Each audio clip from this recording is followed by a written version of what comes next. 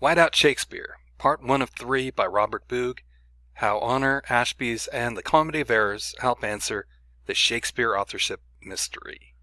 Hi, my name is Robert Boog. I'm a real estate broker, perennial student, and Shakespeare doubter. This is Part 1 of 3 videos, and my website where you can find more of my stuff. What is the mystery about Shakespeare? I live in Los Angeles, and changing the title page of a screenplay has allegedly happened often in Hollywood. What if this was the case with Shakespeare? He took the credit, but someone else wrote the plays. Is it possible? It's a mystery. We know having a good sense of honor was important to the author. In his dedication to Venus and Adonis, he mentions honor 7 times here. Honor is also a theme in 12 of Shakespeare's plays. Honor is defined by the dictionary as having high respect or esteem. But the way in which we define honor today includes being honest and noble, constantly doing selfless acts while putting others before yourself. Here are the plays with the theme of honor. When it comes to William Shakespeare's authorship, Shakespeare believers often say for over 200 years his authorship was never questioned. Other candidates lack a clear connection. And why the anonymity? Why would someone want to publish their masterpieces anonymously? The truth is that thousands of people and many experts have doubted his authorship, including many famous people like Sigmund Freud, Walt Whitman, Mark Twain, Charlie Chaplin, and Keanu Reeves. In this video series, ask yourself, did the man from Stratford have honor? Did he have the know-how to write one play? And you don't even have to know anything about this play to follow along. But if you like a good mystery, you might enjoy this video and even check out this play later. It's called The Comedy of Errors. Know-how means tools like maps, knowledge, and expertise. Here's a map of Greece. First, a bit of housekeeping. I'm going to move this. Asbies, spelled Asbies, was pronounced like Ashbies or Ashbies because it had a grove of ash trees.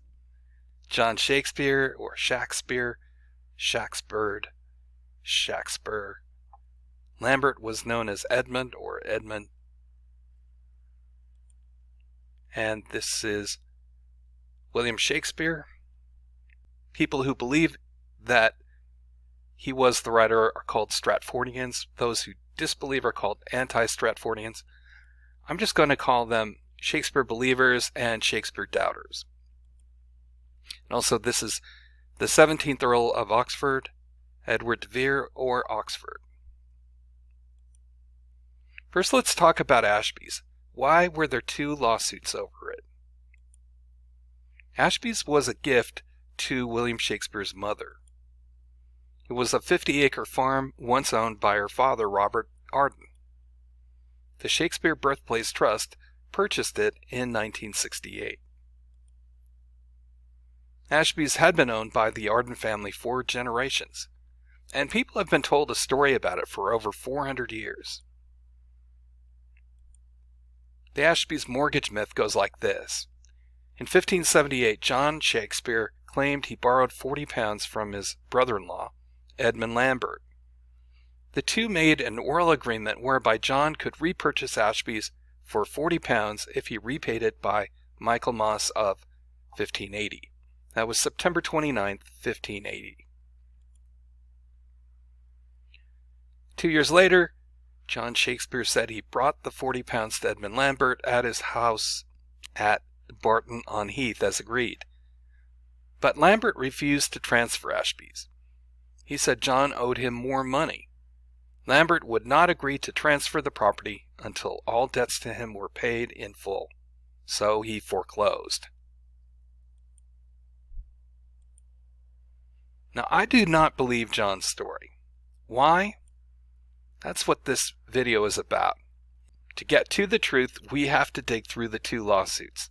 One happened in 1589 and the other in 1597. But in 1578, John and Mary Shakespeare signed a bargain and sale deed. It had a large indenture noted on it, and it acted like a modern-day quitclaim deed. You'll see in a quitclaim deed the words remise, release, and forever quitclaim too. Edmund Lambert, along with John and Mary, met in 1579. A fine was issued in 1579 by the Court of Pleas. I believe this was for a sale, not a mortgage. In 1587, Edmund Lambert passed away. His son inherited the property and moved in. In 1589, John Shakespeare sued John Lambert. John Shakespeare claimed that in 1588, Edmund Lambert's son, John Lambert, had promised to pay him £20 at the house of Mr. Anthony Ingram, and he failed to do so. John Lambert's response, "Sir, I never promised to pay you £20. But in 1589, John Shakespeare's lawsuit was just about the £20. Now, John Shakespeare may have said something like, "You are encroaching on my property. If you want to buy it, I will sell it to you for £20. But most likely, John Lambert said, "Show me all the written documents you have about this land." Thomas Carter, writing in 1906, stated, "He, John Shakespeare, was one of the most litigious of men. There are no less than 67 cases in which his name appears on one side or the other." Robert Behrman compiled this list of appearances in the Stratford Court of Record from 1556 through 1570. You can just go up to 1565, though. So roughly 9 years, and he's got 17 lawsuits. In 1589, many lawsuits were he said, she said types. John Shakespeare claimed his wife Mary Shakespeare and son William Shakespeare were both eyewitnesses and could assure any judge that John Lambert had agreed to pay the £20. So he asked for £20 plus £10 in damages. Who do you believe, John Lambert or John and Mary Shakespeare? For the past 400 years, people have sided with the Shakespeares, and a good account can be found in this book, William Shakespeare, A Study of the Facts and Problems, by E.K. Chambers. You'll find a Latin version of the 1579 deed that exists, and you can throw it into Google Translate. But forget 1589 just for a second.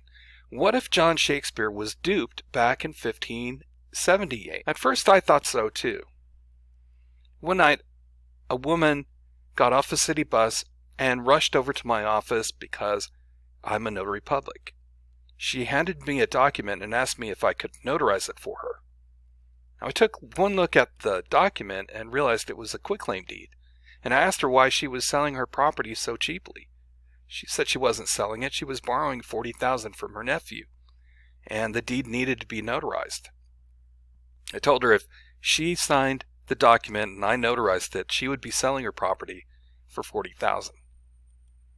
Now, how long did it take me to read her deed?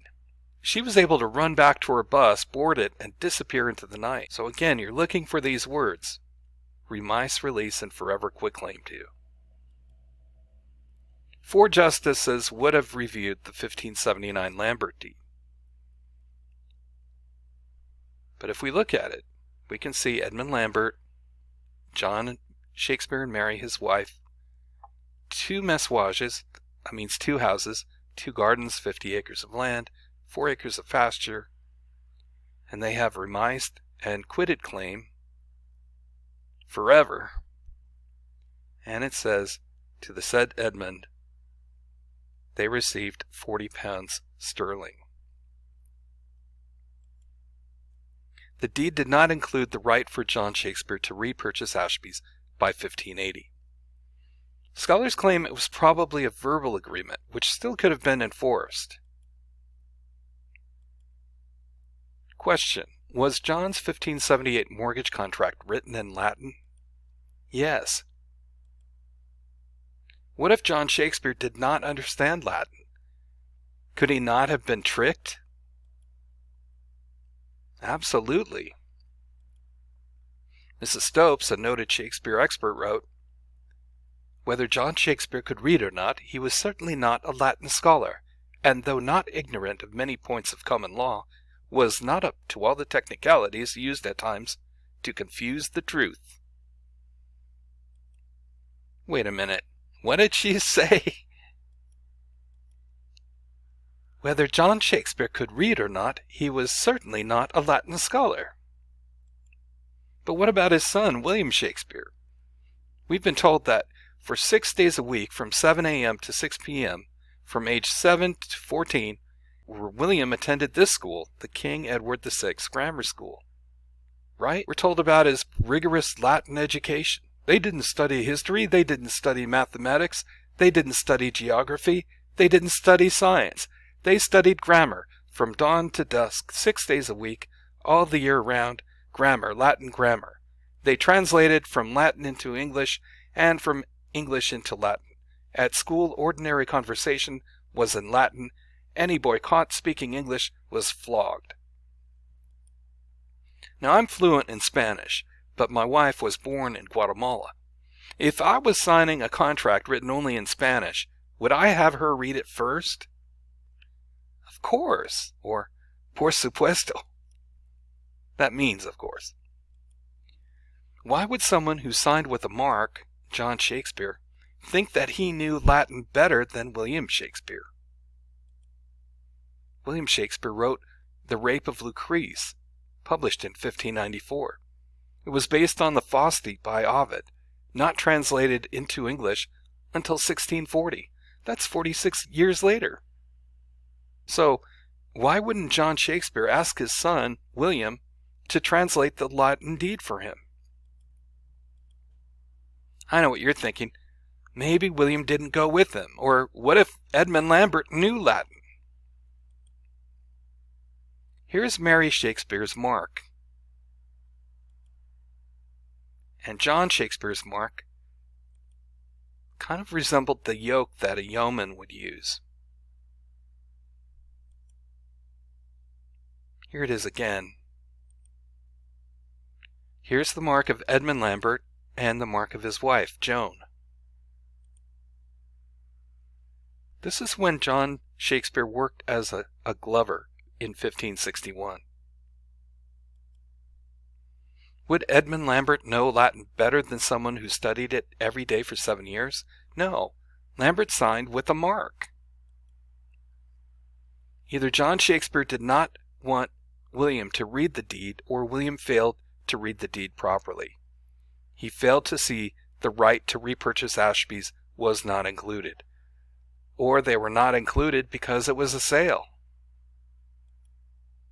Did you know that nowadays you don't need to know Latin to translate a document? It's true. You just throw it into Google Translate. That's what I did.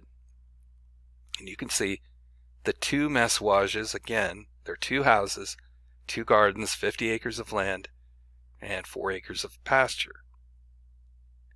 That's what we saw in this translation. We'll talk more about Asbies in part 2, because there's one little thing I did not mention. But do you see why people might question William's Latin ability? I mean, if I can tell a deed was not a mortgage, why couldn't he? Coming up in part 2, did William Shakespeare have the tools, knowledge, and expertise to write the Comedy of Errors? This is the end of part 1. Be sure to view part 2 to see how the Shakespeare authorship is unmasked.